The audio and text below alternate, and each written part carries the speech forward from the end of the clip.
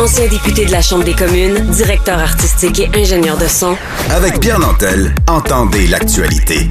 Sans fausse note. On voit bien toute la panique installée à Ottawa suite aux tarifs qu'a évoqué Donald Trump à appliquer dans nos échanges à la balance commerciale avec le Canada.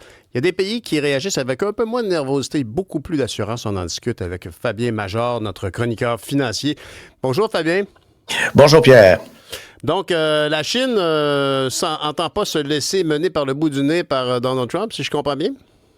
Effectivement, c'est une guerre d'ego qui est commencée. Donald Trump ne veut pas perdre la face avec toutes les promesses. Il veut passer pour un dur, surtout au niveau des pays qui font des affaires commerciales avec les États-Unis. Et la Chine, culturellement, ne veut jamais perdre la face. Et déjà, on a mentionné qu'on est prêt à utiliser le monopole chinois sur la production de métaux stratégiques dans diverses technologies, là, comme les puces informatiques, les applications militaires, dans les téléphones cellulaires. On sait que les terres rares, c'est capital. Et la Chine a quasiment un monopole de ce côté. Elle a fait des ententes avec plein de pays africains où on trouve des terres rares, mais sur son propre territoire, il y en a aussi. Alors, dans cette guerre commerciale qui n'est pas commencée, mais qui va peut-être éclater, Pékin mentionne également que là, on ne se laissera pas faire. Et si il faut arrêter carrément l'exportation de ces terres rares et métaux stratégiques, ben on va le faire. Évidemment, les États-Unis, ils ont une soif incommensurable de métaux de toutes sortes stratégiques pour les composantes électroniques. Et ça peut être aussi pour l'intelligence artificielle. Bref, toutes les compositions, les puces informatiques, on sait que c'est très en demande. Et pendant la pandémie, on se rappellera, Pierre, que au niveau véhicule, il y avait rareté parce qu'on n'était pas capable de mettre la main sur des puces, des composantes électroniques pour finir, justement, terminer l'assemblage de véhicules. Alors, de ce côté, je pense que Donald Trump devra se calmer le ton avec la Chine parce qu'ils ont vraiment les moyens de faire mal aux États-Unis. C'est incroyable. Qui aurait cru, il y a 10 ans, ou en tout cas 20 ans, qu'on aurait cette conversation, que la Chine menace les États-Unis de couper les vivres sur certains matériaux si importants pour notre insouciance occidentale. C'est quand même incroyable. Et qu'un président américain, à l'arrivée, tout fantasque, en disant « c'est comme ça, Made America First », et qu'en bout de ligne, les gens font comme « Non, excuse-moi, si tes électeurs ont avalé ta bouillie, nous, c'est non, tu sais. » Oui. Dans toutes les écoles où on enseigne, par exemple, le commerce international, on enseigne la pensée stratégique. C'est-à-dire que si tu fais tomber une pièce de ton jeu de domino, il faut que tu penses non pas à la 3e, 4e, mais peut-être à la 100e pièce qui va tomber. Et celle-là va faire très mal aux États-Unis. Elle a déjà interdit les exportations de gallium, de germanium et d'antimoine. Ce sont des métaux stratégiques ou rares. On les connaît pas très bien, mais c'est utile et c'est même nécessaire. Ça, hein? Oui, exactement. Dans la haute technologie, on en a besoin. Et effectivement, les Américains qui veulent augmenter peut-être le poids militaire à l'échelle mondiale, imaginez si des pays comme le Canada plient les genoux et disent « OK, on va augmenter nos dépenses militaires », mais ils ont besoin aussi des composantes électroniques qui rentrent dans la fabrication de chars et d'avions et de drones. Quelle position incroyable de négociation pour hausser les tarifs dans une situation comme celle-là. Juste concrètement, moi, je me rappelle, il y a 1 an à peu près, les gens qui achetaient un véhicule, je ne le nommerai pas pour pas faire de publicité, ne pouvaient pas avoir 2 clés pour le démarrer, pour le débarrer, parce qu'il était en pénurie de matériaux, puis il fallait attendre pour avoir la 2e clé. Je veux dire, c'est très, très concret. On peut penser aux pagettes du côté d'Israël. On peut penser à toutes sortes d'enjeux. Le réseau satellite dont on dépend tant, l'Internet, tout ça, c'est incroyable. Les conséquences potentielles de ça, on ne peut pas fanfaronner, comme tu dis, au niveau international. Non. Il faut planifier longtemps d'avance. Au Canada, en tout cas, on est un peu... le roi est nu ici. Là. Le roi Charles est tout nu à Ottawa actuellement devant Donald Trump. Effectivement, c'est lui qui a une position de pouvoir supérieure à celle de Justin. J'en suis pas mal sûr. Et parlant d'Ottawa, ben, tu voulais me parler d'une mesure, le CELIAP. Donc, le CELIAP, c'est un compte d'épargne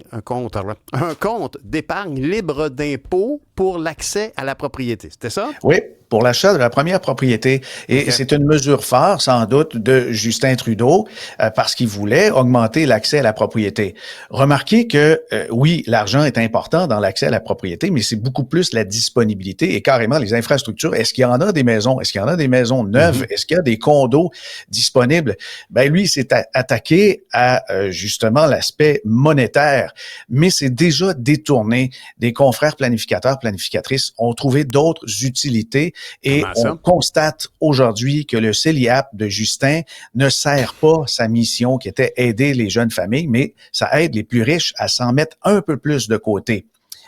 Comment ça? Parce que le CELIAP, le principe, c'est la même chose que le CELI, sauf que c'était pour un accès à la propriété. Puis quoi, Oui. où est la passe? Comment on peut utiliser ces sommes-là à d'autres fins? Oui, bien la passe, c'est qu'on a un maximum à cotiser dans son REER. Si on a dépassé le maximum et qu'on est propriétaire d'une maison, on peut, parce qu'on ne nous l'interdit pas, cotiser au CELIAP et remplir 8 000 $ de plus par année si ces REER sont pleins.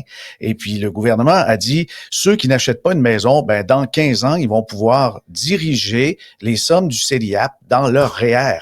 Ce qui fait qu'on ajoute de l'argent, même si on n'y a pas droit dans son REER, et ça fait une croissance à l'abri de l'impôt, puis surtout, ça donne des déductions fiscales. Et c'est quand même incroyable, même pour les gens, disons, pré-retraités qui arrivent à la retraite, là, 60, 65 ans, ils cotisent 8 000 par année pendant 5 ans, transfèrent le tout dans un REER avant 71 ans. Et là, la valeur du REER, elle est bonifiée. Et puis, durant cette période-là, on peut même se soustraire à des impôts dans les premières années qu'on décaisse les différents régimes. Quelqu'un qui, par exemple, a accès avec ses revenus à presque le maximum de ses revenus disponibles pour avoir la pension de vieillesse. Et s'il enlève donc de ses revenus en cotisant au CELIAP, il va ressortir des pensions de vieillesse peut-être à pleine mesure et ainsi, on enlève sans doute des montants, des centaines, des milliers de dollars à des gens qui en auraient bien plus besoin. Là. C'est très particulier qu'on n'a pas pensé à ça. Bonne nouvelle pour un particulier qui a vu la faille. Mauvaise nouvelle pour les finances publiques dont on parle trop peu souvent, honnêtement, ici. Moi, je vais te poser une question puisque tu es là puis tu t'y connais.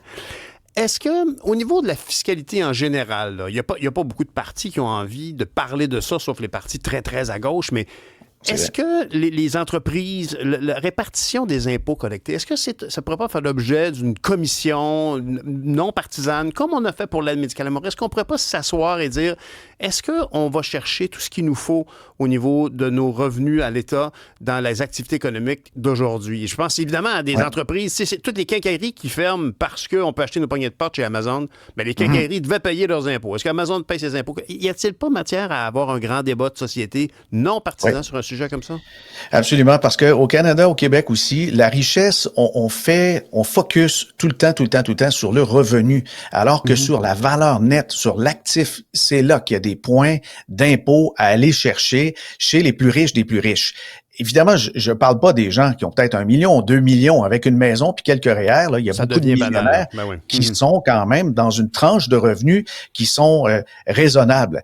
Mais chez les ultra-riches, il est vraiment facile de camoufler ses revenus avec que du gain en capital qui s'accumule et on peut avoir des sommes qui sont investies dans la brique ou dans des investissements qui ne dégagent pas de dividendes. Mais jamais on s'est attaqué sur la valeur nette de certains de ces ultra-riches. Il est peut-être temps qu'on le fasse justement parce que, évidemment, les finances publiques, quand on pense hier aux finances d'Ottawa avec plus de 40 milliards, c'est incroyable. Est-ce que je me trompe, Fabrice? Je ne veux pas trop étirer notre temps, mais est-ce que je me trompe? Mais quand on dit 60 milliards de déficit, ça veut dire ça que, grossièrement, chaque Canadien de tout âge, de 0 à 99 ans ou à 104 ans, a aujourd'hui charrie une dette de 2 000 $ chacun.